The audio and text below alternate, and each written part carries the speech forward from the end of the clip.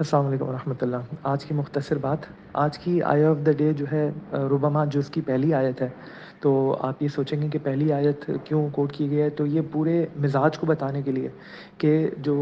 سورہ حجر شروع ہو رہی ہے وہ حروف مقطعات کے بعد سیدھے اس موضوع پہ آ جاتی ہے، ربما یود الذین کفروا لو کانوا مسلمین ذرہم یأکلوا ویتمتعوا ویلہہم الامل فسوف یعلمون، کہ ان قریب کافر اس بات کی تمنا کریں گے کہ کاش وہ مسلمان ہوتے، تو اے رسول اللہ صلی اللہ علیہ وسلم آپ ان کو چھوڑ دیں ان کے حال پہ، اور جو ہے وہ ان کو کھانے پینے دیں اور ان کو برتنے دیں، اور جو ہے وہ ان قریب ان کو معلوم ہو جائے گا۔ ٹھیک ہے، تو وہی قیامت کے دن کی طرف نسبت ہے کہ جب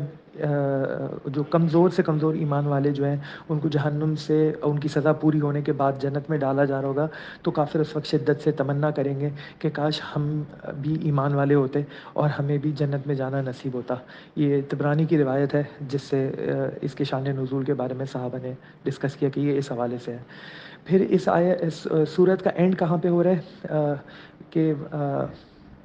آپ جو ہے وہ ان کے کہنے کے اوپر جو ہے نا وہ اپنے دل کو وَلَقَدْ نَعْلَمُ أَنَّكَ يَضِيقُ صَدْرُكَ بِمَا يَقُولُونَ، ہمیں پتہ ہے کہ آپ کو ان کی باتیں گراں گزرتی ہیں، تکلیف ہوتی ہے، لیکن فَسَبِّحْ بِحَمْدِ رَبِّكَ وَكُن مِّنَ السَّاجِدِينَ، تو اللہ تعالیٰ کی تسبیح بیان کریں اور سجدہ کرنے والوں میں سے ہو جائیں۔ وَاعْبُدْ رَبَّكَ حَتَّىٰ يَأْتِيَكَ الْيَقِينُ، اللہ کی عبادت کرتے رہیں یہاں تک کہ آخری سانس تک ہو۔ اور پھر جو ہے وہ سورہ نحل بھی اس طرح شروع ہوتی ہے، أَتَىٰ أَمْرُ اللَّهِ فَلَا تَسْتَعْجِلُوهُ، کہ اللہ کا امر آ گیا اور جس کے قریب آ گیا جس کے لیے تم جلدی مچاتے ہو۔ تو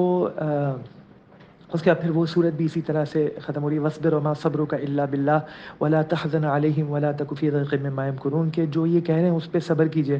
اور جو ہے وہ غم نہ کریں، اور جو ہے وہ ان کی باتوں سے جو ہے نا وہ آپ اپنے دل کو چھوٹا نہ کریں، اور جو ہے وہ اللہ تعالیٰ ان اللہ مع الذین اتقوا والذین هم محسنون، بے شک اللہ تعالیٰ تقوی کرنے والوں کے ساتھ ہے اور احسان کرنے والوں کے ساتھ ہے۔ تو یہ آپ کو ایک مزاج محسوس ہو رہا ہے کہ اللہ سبحانہ و تعالیٰ جو ہے وہ ایک بڑی اسٹارک وارننگ دے رہے ہیں شروع میں ہی سپارے کے، کہ جو ہے وہ کتنی سخت وعید ہے ان کے لیے، یعنی کہ کتنا بڑا لاس ہے ان کا۔ تو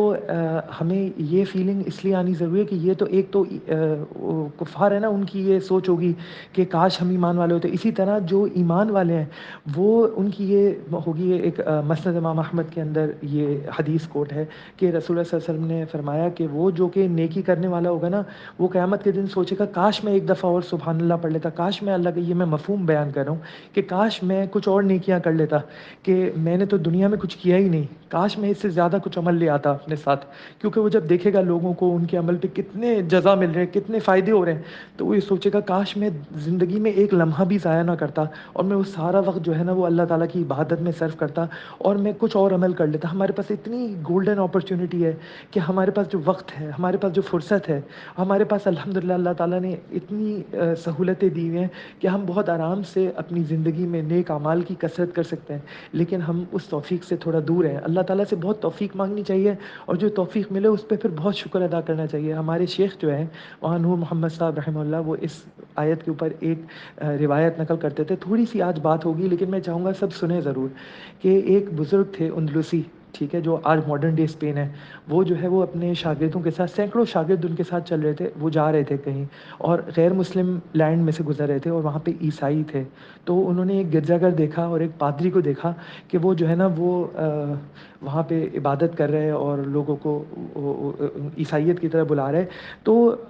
انہوں نے ایسی باتیں اپنے اسٹوڈنٹ سے کی کہ کتنے بیوقوف ہیں یہ لوگ، اور صلیب کی پوجا کرنا اور یہ، اور ان کو توفیق نہیں ہوئی، اور اس طرح کچھ ایسی کمزور باتیں ہو گئیں کہ جس سے جو ہے نا وہ کچھ بڑائی کا عنصر آ گیا، کبر آ گیا، اور کچھ ایسی باتیں ہو گئیں جس سے وہ بہت چھوٹا یا ان کو کمتر سمجھا، تو ایک دم توفیق سلب ہو گئی کہ اللہ سبحانہ و تعالیٰ نے ایک ان کو آزمائش میں ڈالا کہ وہ تھوڑا آگے گئے وہاں سے، تو اسی پادری کی جو لڑکی ہے جو بہت خوبصورت تھی، وہ کھیتوں میں کام کری تھی، اس کی طرف دیکھ کر کے ایک دم ان کا دل آ گیا شیخ کا ان کے اوپر،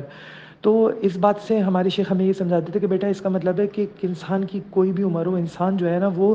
محفوظ نہیں ہے اس چیز سے، اور انسان کو بہت یعنی کہ اللہ تعالیٰ فتنے میں ڈال سکتا ہے اس کی وجہ سے، اگر وہ اس سے یہ کمزوری ہو جائے، یعنی کہ بڑا بول ہو جائے یا کوئی بات ایسی کہہ دے۔ اب خیر وہ اس فتنے میں مبتلا ہو گئے اور پھر وہ وہیں بیٹھ گئے۔ سارے شاگرد کہہ رہے ہیں کہ آپ کہیں چلیں ہمارے ساتھ، انہوں نے کہا نہیں میں تو اس لڑکی سے جو ہے وہ نکاح کروں گا۔ تو جو ہے پھر پادری آیا، پادری نے کہا بھائی اس طرح سے تو ہم نکاح نہیں کریں گے، تمہیں یہیں رکنا ہوگا، تمہیں ہمارے ساتھ ان سوروں کو چرانا ہوگا، اور اس کے علاوہ جو ہے پھر تمہیں اپنا مذہب تبدیل کرنا ہوگا، تمہیں اس کے ساتھ یہاں پہ میں اجازت دے دوں گا رہنے کی۔ تو وہ اتنا زیادہ ان کے اوپر فتنہ غالب آ چکا ہوتا ہے، توفیق ایسے سلب ہو گئی ہوتی ہے کہ وہ جو ہے وہ اس چھت پہ اجازت دیتے ہیں اور اپنے شاگردوں کو کہتے ہیں تم جاؤ بس میں یہیں ہوں۔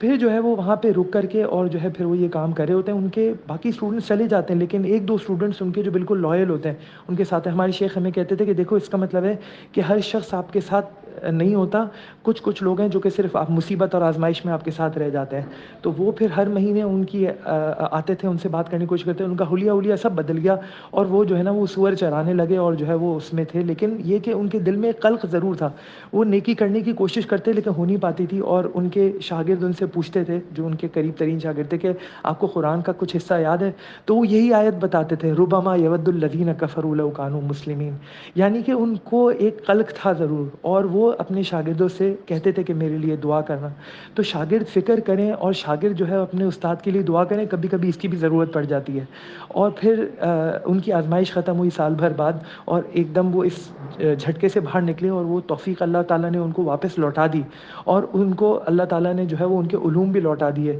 تو اس طرح سے ان کی توبہ پھر قبول ہوئی۔ یعنی کہ ہمیں اس بات کا بہت خیال کرنا چاہیے کہ جو بھی ہمیں نیک کام کرنے کی توفیق مل رہی ہے وہ محض اللہ تعالیٰ کا لطف و کرم ہے، اور ہمیں ہمیشہ اس توفیق کا بھی شکر ادا کرتے رہنا چاہیے۔ نہ صرف یہ کہ ہمیں نیکی کی کوشش کرنی چاہیے، بغیر کہ اگر نیکی کی توفیق مل جائے تو اس کا بہت بہت شکر ادا کرنا چاہیے، ہر وقت ڈرنا چاہیے کہ اللہ تعالیٰ تو ہم سے یہ توفیق سلب نہ کر لینا۔ اللہ تعالیٰ مجھے بھی کہنے سننے کے ساتھ عمل کی توفیق نصیب فرمائے۔ اللہ تعالیٰ ہم لوگوں کو نیکی پہ جما دے۔ اللہ تعالیٰ ہمیں اپنی زندگی کا ایک ایک لمحہ ویلیو کرنے کی، ٹریجر کرنے کی توفیق نصیب فرمائے، اور اللہ تعالیٰ ہماری زندگی کو ایسا بنا دے کہ